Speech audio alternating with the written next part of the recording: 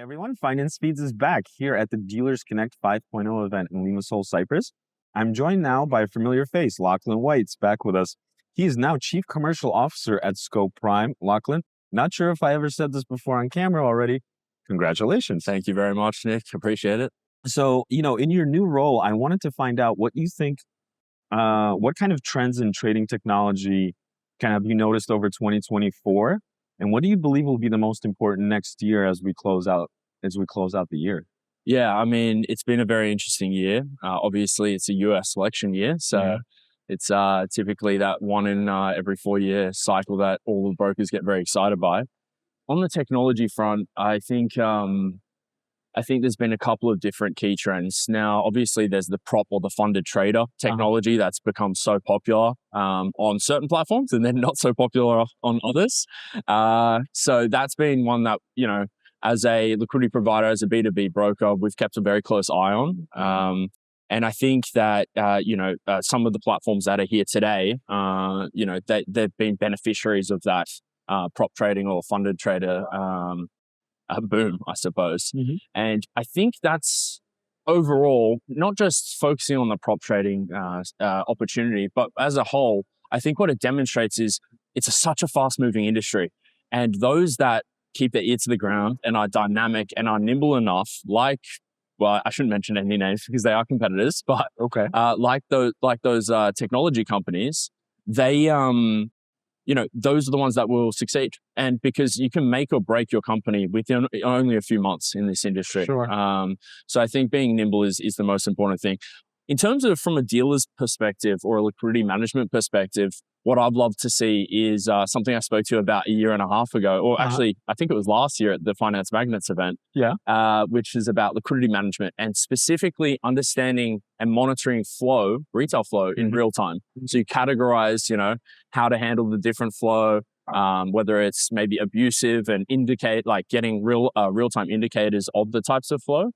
It's now available from a lot of different technology providers off the shelf. And I think that's going to be huge next year. And I agree with you. That was something we discussed last year. And I will tell you that I have noticed that technology becoming ever more important for liquidity management. You're right. With the sheer amount of retail transactions and institutional transactions, every second, every minute of every day, it becomes ever more important to really study and see everything and have a clear picture of everything. Both from a risk management standpoint and also for commercial and profit purposes to see where the low-hanging fruit might be. Because a lot of times you might see small, very, very incremental things that you're missing, which over time, can turn into a significant amount of revenue. And I think going on from what you've just said is the technology is allowing everyone to be more educated. Specifically, the thing that always frustrated me over the last 12 years of my career is when something happens. For example, someone says that's toxic flow, and you say why, and they can't explain it. And that is something that's always frustrated me because in my mind, there's intentionally toxic flow and unintentionally toxic flow. And I think really becoming from my perspective, being a liquidity provider, you need to define those instantly. And if you don't, then you're mistreating clients, or clients can be potentially receive wider spreads than they should. And it's an educational piece, and I think that's been a big part of this year, which is great. A lot of our clients appreciate the sorts of flow that they send us, and those that send, softer flow are rewarded for it. And that was actually going to be my next question. Now that you've moved on to Scope Prime, what do your clients appreciate the most when doing business with the firm? Is it relative to what you just spoke about? What are some of the other things that you've discovered as you've taken on your new role? Yeah, it's been an interesting 8 weeks after spending 11 years at another firm. But the Scope Prime team is fantastic. We're growing very quickly and I'm really enjoying the journey so far.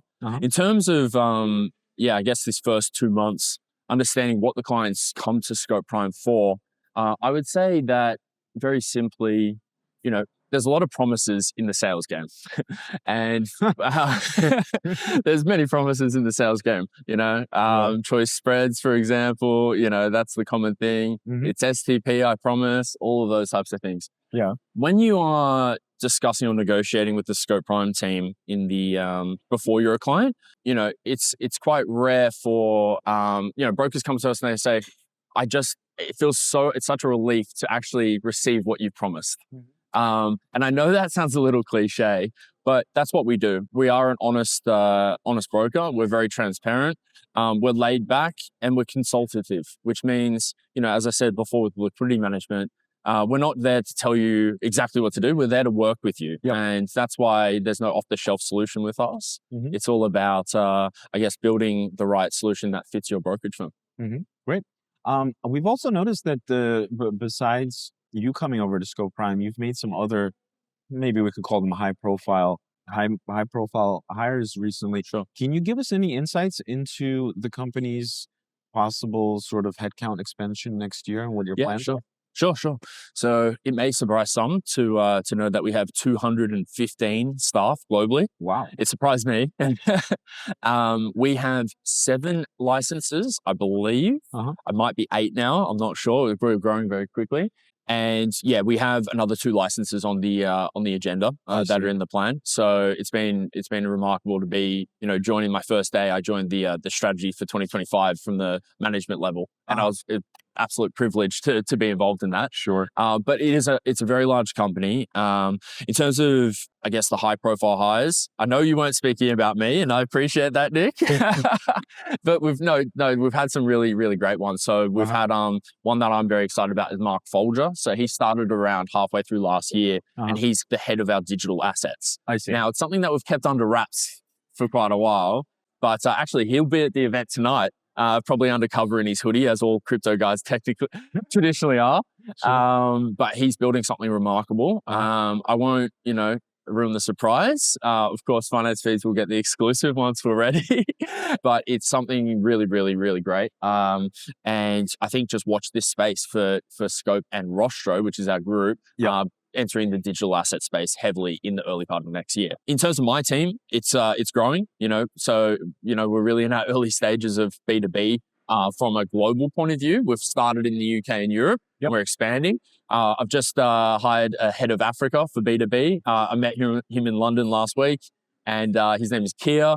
And we're very excited for, servicing what we believe is relatively underserviced continent in Africa. And we have offices in Kenya and South Africa. And so we're ready to hit the ground running. Great. Awesome. Well, Lachlan, it's the end of the year. It's been a long, tough year, I think, for everyone. It's been great to chat with you here in other countries, in different offices and stuff. Yeah. As we approach the holidays, happy holidays to you and your family. All the best. And I'm pretty sure we'll catch up soon in 2025. I'm sure we will. I'll see you in Dubai in a few months.